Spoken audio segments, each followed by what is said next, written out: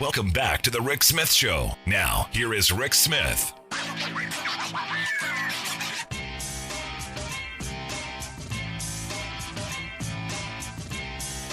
So as I said, this is a sad day. Honestly, it's a sad day, the passing of AFL-CIO President Rich Trumka. But a moment to recommit to making people's lives better, to doing what is in the best interest of working people across the country. And here to share some thoughts on his memories of Rich Trumka and his legacy and maybe where we go from here. I've asked Josh Sword to come talk with us. He's the president of the West Virginia AFL-CIO. Josh, thanks for taking time for us. Sure, Rick. Appreciate the opportunity to be here. So I just, this is one of those days where, there's not really much to say, but it's a horrible day. It's a tragic day. Moments of grief, but also a moment to recommit and say, look, we're going to dust ourselves off and move forward. It's a very sobering day, but that's exactly what President Trumka would have wanted us to do. We were communicating, we being, state-fed presidents throughout the country, CLC presidents and leaders throughout the country, affiliate leaders throughout the country. We were all communicating on a weekly and even more frequent than that basis for a lot of different reasons recently. One, COVID and trying to do our part to keep people safe. But most recently, doing what we can to pass the PRO Act, which was his, in my opinion, most important piece of legislation that Congress had in front of him. So we were communicating on a very regular basis. And unfortunately, today happened. And it's very sobering. It's a reality check that, we all don't know what tomorrow brings. But I can tell you this, on behalf of labor leaders here in West Virginia, that we, are, in his honor, are ready to keep on taking steps forward tomorrow. And we're going to continue to do that, to do what we can to help working families, not only here in West Virginia, but throughout the country and honestly throughout the world, because that's what Rich Trumka wanted. And we want to do that in his honor moving forward. So that's what we're going to do. Yeah, earlier I had shared a story of one of the times I had interviewed him, and he showed me this pin, which was one of his prized possessions. He said that came out of the Ludlow massacre. It was a pin of one of the people who had been murdered, their picture in the pin. And I just remember the conversation we had around that, and it was that moment that he was humanized to me, and not just the leader of the AFL, but actually just a working person like anyone else. And it was that quality that I thought was one of his best. I cannot imagine the stress that he lived with every single day. I mean, look, we have a very diverse group of affiliates under the AFL-CIO umbrella. And he was charged with keeping everyone on the same page, moving forward in the same direction, on top of dealing with all the nonsense and everything else that comes with Washington, D.C. I can't even fathom it. And so to lose him in this moment, in this environment, is just a real tragedy. It's a tragic loss for workers throughout the world. And, I hate it for his family and prayers for those. And by the way, there are plenty of people that knew him far greater than me, but from afar, I was able to get to know him a little bit and admire his passion, his commitment to helping every worker and their family in the United States of America and the world. And it's a loss to everyone. We're still sort of shocked and speechless over it, but I can tell you that everybody is going to tell you that our commitment is to keep his vision and his commitment to help working families with the PRO Act and other congressional and state legislation that will help working families alive, and that's what we're going to do. Now, do you have any particularly fond memories, something that sticks out in your mind? Yeah, I remember when the Republicans took over the state legislature here after the 2014 election, and they made us, public enemy number one. They wanted right to work. They wanted to eliminate prevailing wage. In fact, the very first bill in 2015 after they took over was a bill to roll back coal mine safety standards right here in West Virginia.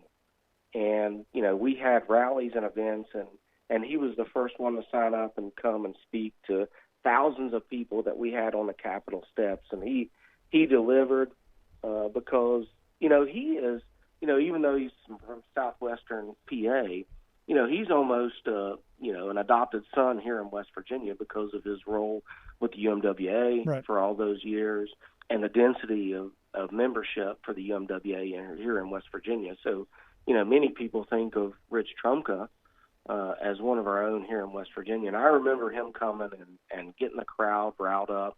And that's something that I'll never forget. And then most recently, not long after Joe Manchin signed on to be a co-sponsor of the PRO Act, he called and we had a good chat, and we kind of laughed and giggled a little bit about, politics in Washington, D.C. And I told him I did not envy his situation trying to, guide the labor movement at that level. But, I had just a ton of respect for him, and I just hated prayers and thoughts for his family and those that knew him best, because this is tragic, and there's a big hole in a lot of people's lives, and it's going to take us a bit to recover from it. There's no question about it. Yeah, going forward, what do you think his legacy is going to be? I know this is short period, but he was president for quite a long time.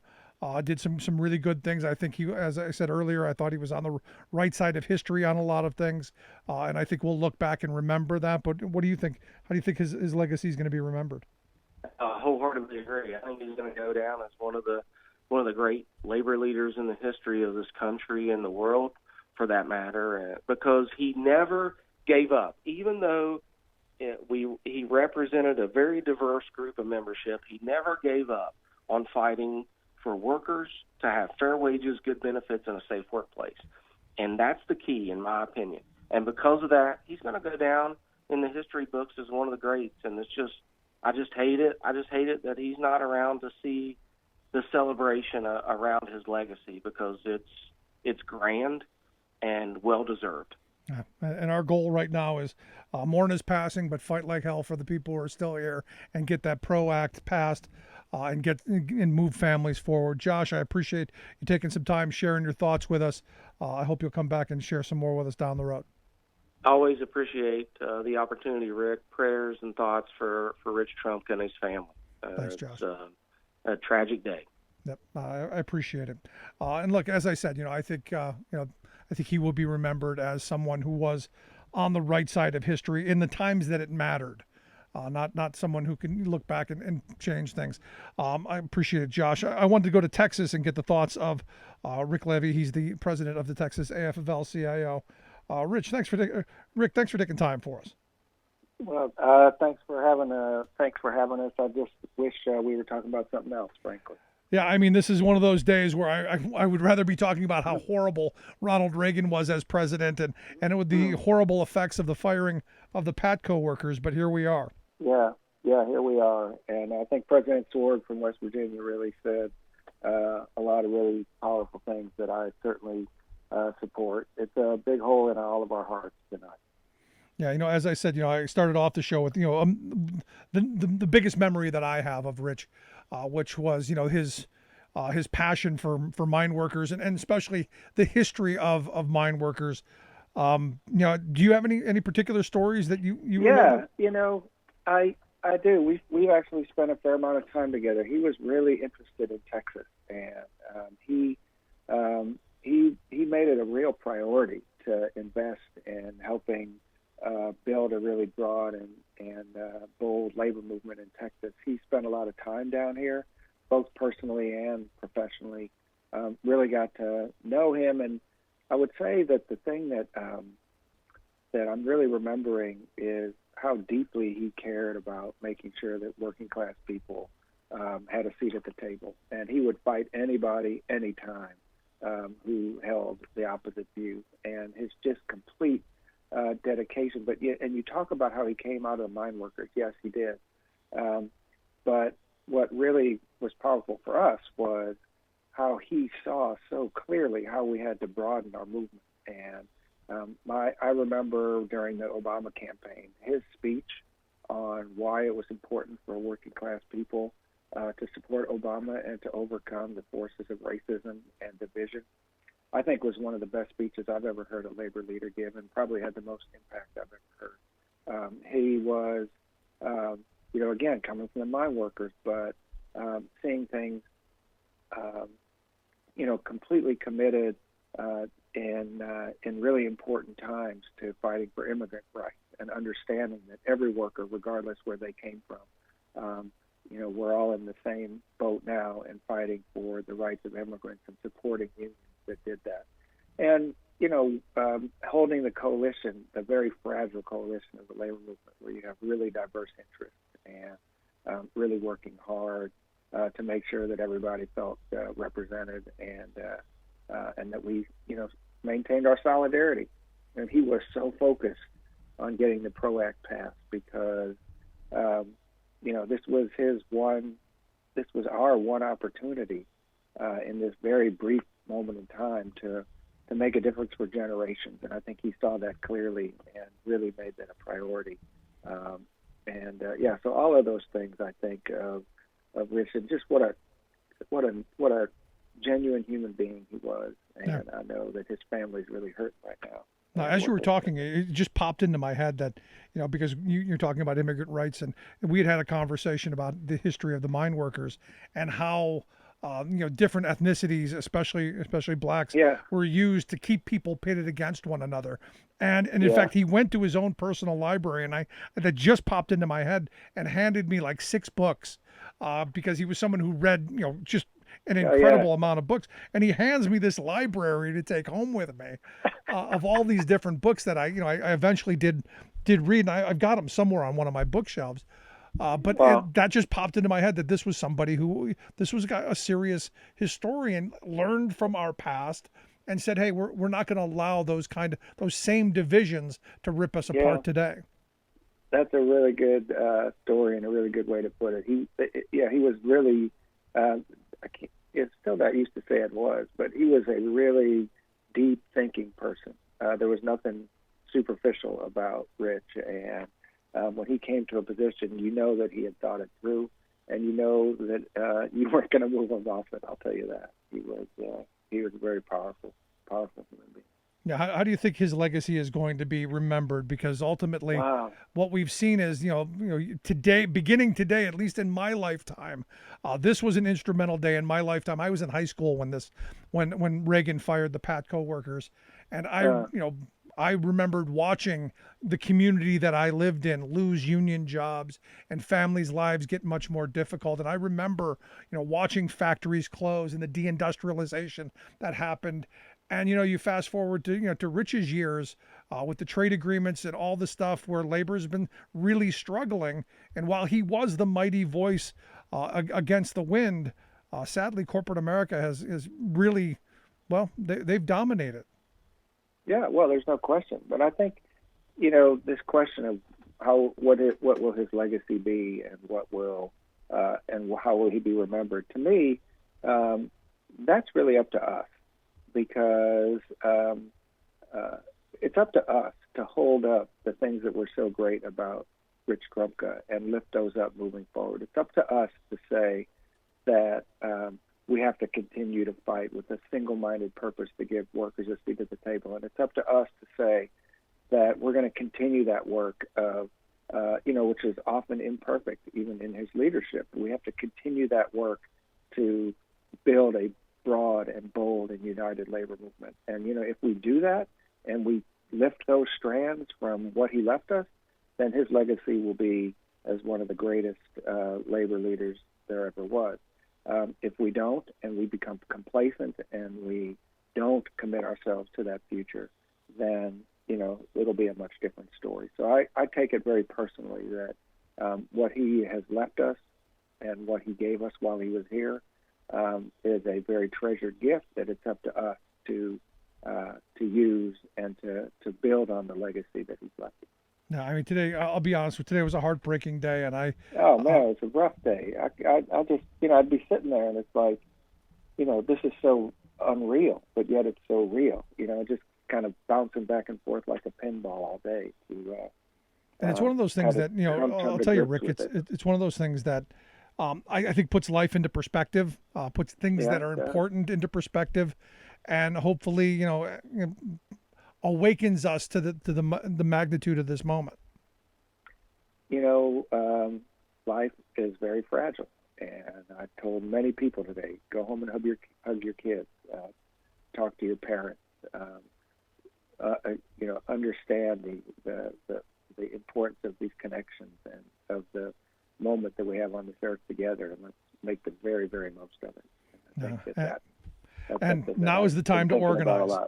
Organize. Exactly. We need to get no that. Question. We got to get that PRO Act passed, and I'm telling you what, when we do, we probably ought to rename it the Rich Trumka Act, because, we have to seize this moment, or it won't be back for a long, long time. Yeah, I mean, as I've been saying, we lived through the Carter years, didn't get the labor law reform that we were promised and that we were working towards. We lived through the Clinton years, didn't get the strike replacement bill, the reason I voted for him. We lived through the Obama years, didn't get the Employee Free Choice Act. We've now got what is I consider the most pro-union president of my lifetime. No, we got to get something done. Exactly. And I know Rich he talked to Biden all the time and really valued that relationship, and he would say the same thing, that he's going to get it passed, but it's up to us to make it happen. Yep, that would be the best legacy of all. But Rick, I appreciate you taking some time. Brother Rick, thank you so much for always reaching out, and thank you for lifting up the issues that you do and for bringing the voice of working people to the air. It's an honor to be on your show and join all of your listeners in saying a special prayer for Rich and his family tonight. It's important stuff. Thanks, Rick. I appreciate the time. Rick Levy, president of the Texas AFL-CIO. I'd love to hear your thoughts. You can email me, rick@thericksmithshow.com. Again, more on the dead, more on the passing of Rich Trumka, but commit to fighting like hell to make workers' lives better. Quick break. Right back. Stick around. You're listening to The Rick Smith Show. Remembering that united we bargain, divided we beg. Rick Smith.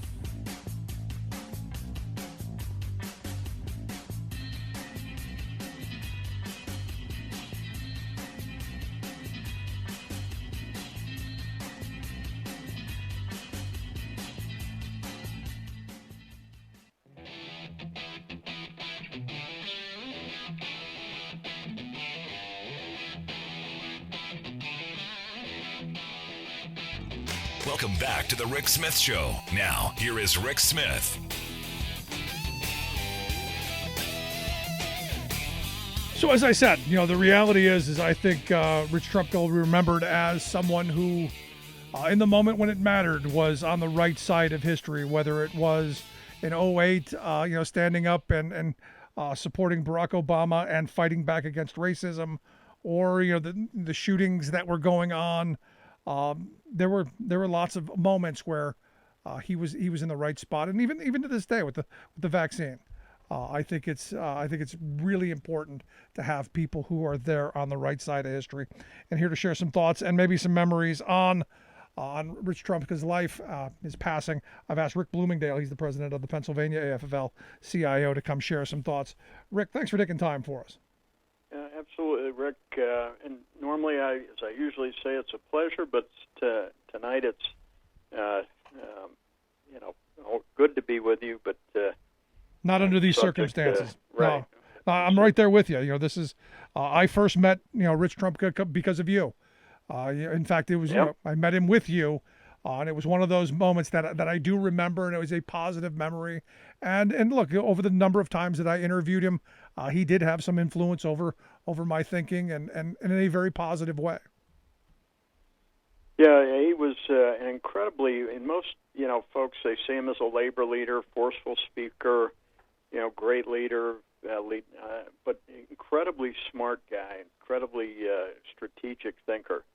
And, he went through some tough times, and I first became aware of him in the Pittston strike down in Virginia and West Virginia, when labor unions all over the country were packing up food, cases of food and water, and heading down to Pittston to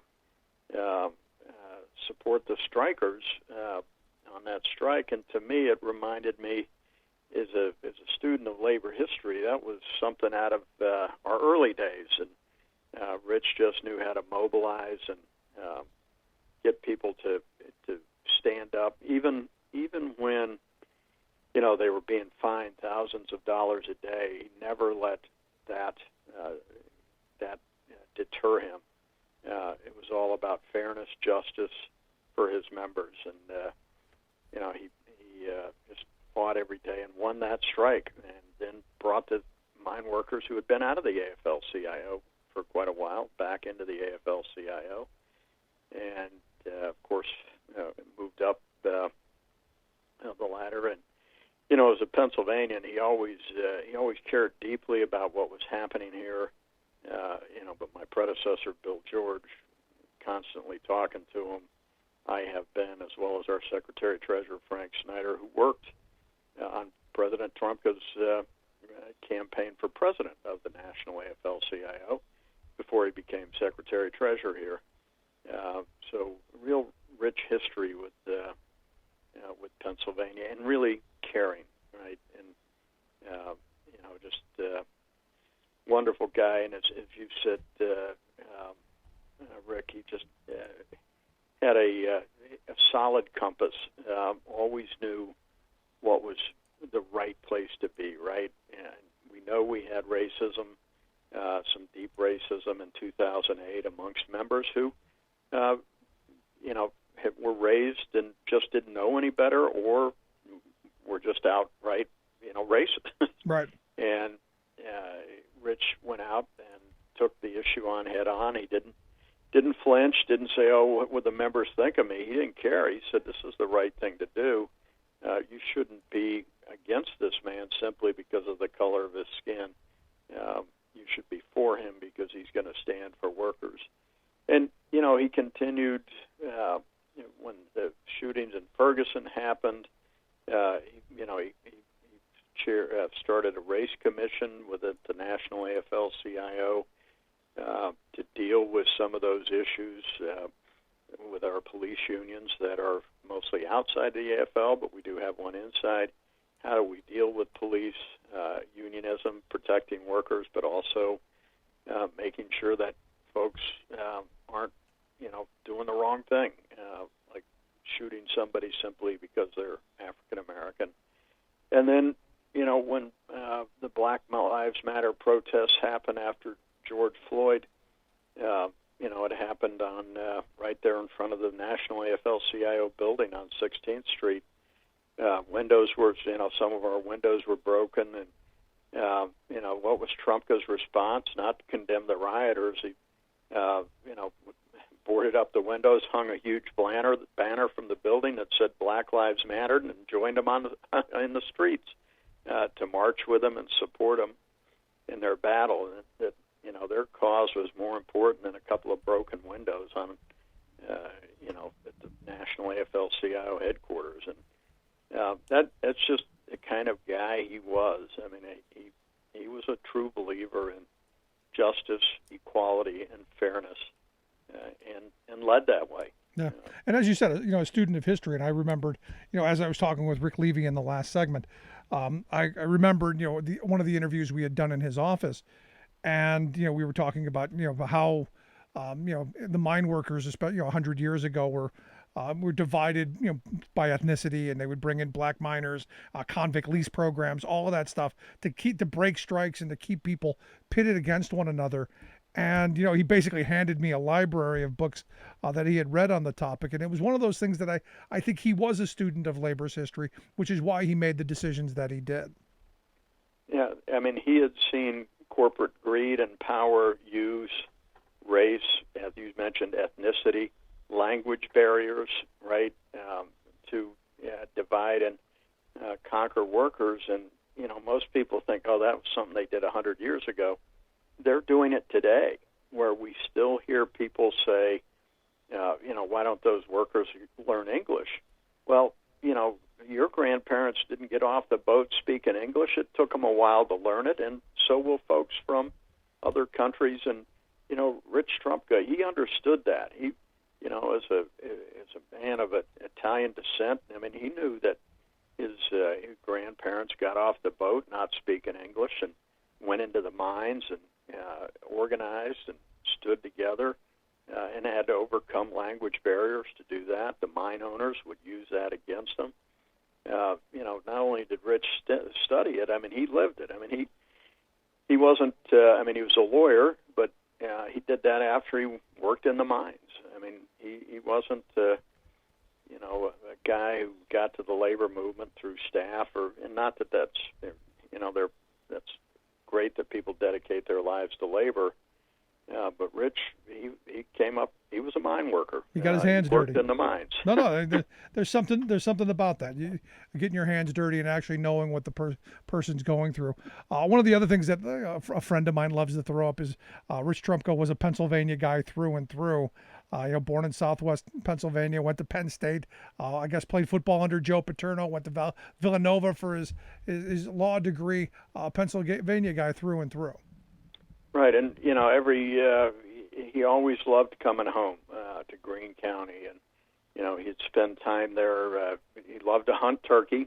He was an avid hunter, fisherman, and like you said, he was a Pennsylvanian, right? He grew up hunting with his dad and taught his kids to hunt. And, just a guy and to fish, and like you said, went to school here, went to both college and law school, and worked in the mines down in Southwest PA, and he never forgot where he came from. So as I've asked the other folks here today, how do you see his legacy going forward? Is his legacy tied to us getting something done, passing the PRO Act? What do you think that legacy is going to be? Well, certainly his legacy will.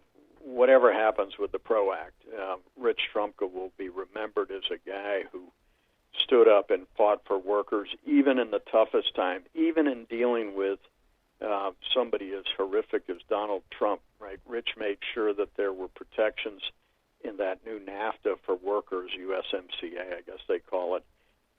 Rich would cut a deal to help workers, even when he was used to dealing with bad management, right? So he knew how to negotiate with jerks, and he did that with Donald Trump. But he was so thrilled to be helping Joe Biden and the people he loved and respected and stood by. Many of the Democratic and Republican leaders who supported workers. Rich would, his legacy will be one of, even when there were folks who were trying to tear the labor movement apart, Rich held it together and made it grow, and it made us use power that we didn't know we had, and got us to really increase the strength of the labor through building our membership communication.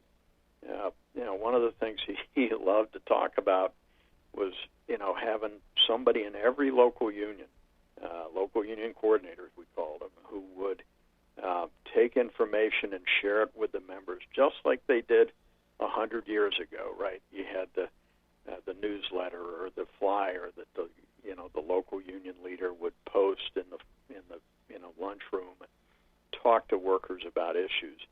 That's Rich Trumka's legacy will be about building strong communication with our own workers and also confronting hard issues like race and being unafraid of the consequences for standing up for what was right and just.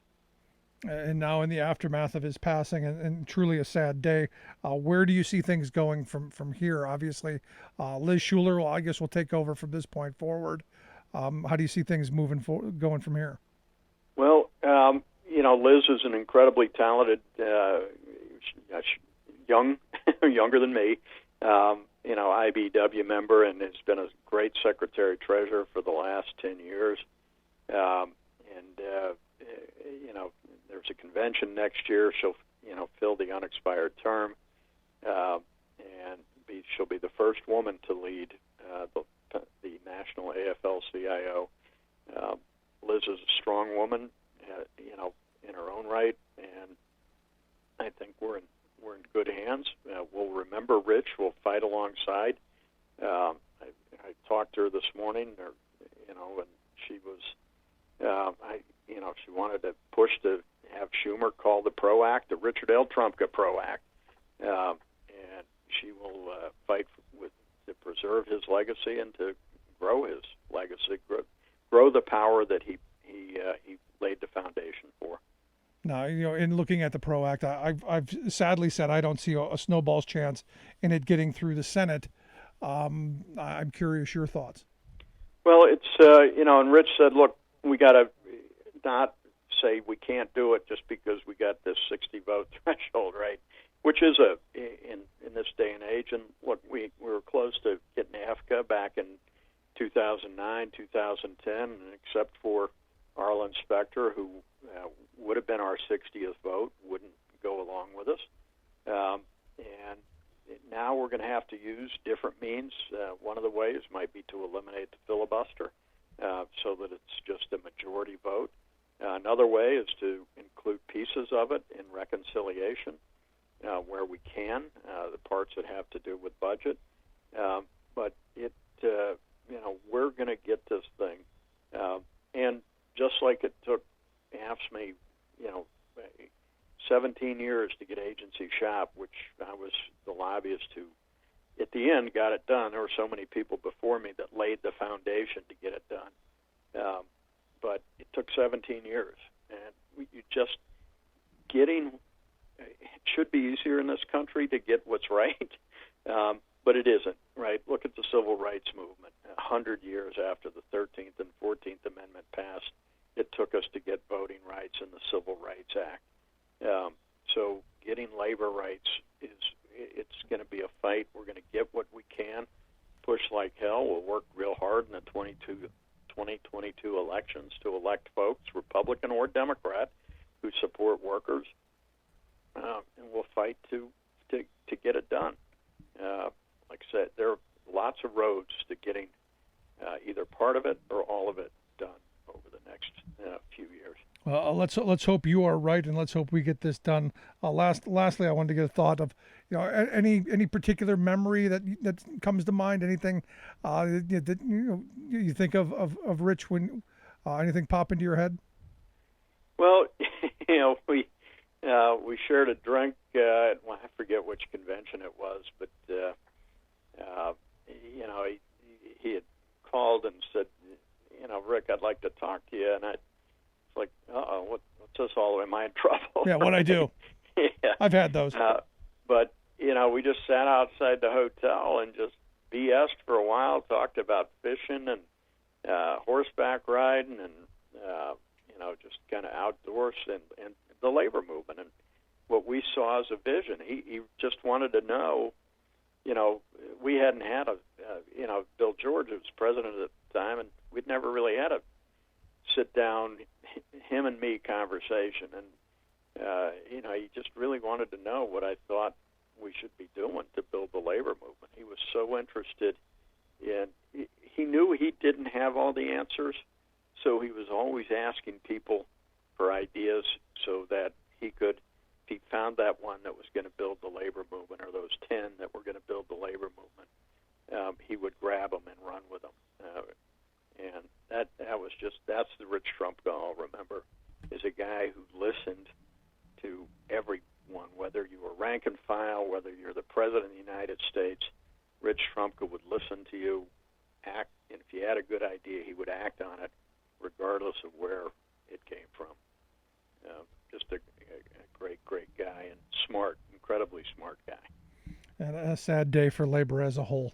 And especially today, on the day that Reagan fired the Patco workers. That was going to be my first hour, and sadly this overtook it. It's just real quick. Any thoughts on this 40th anniversary?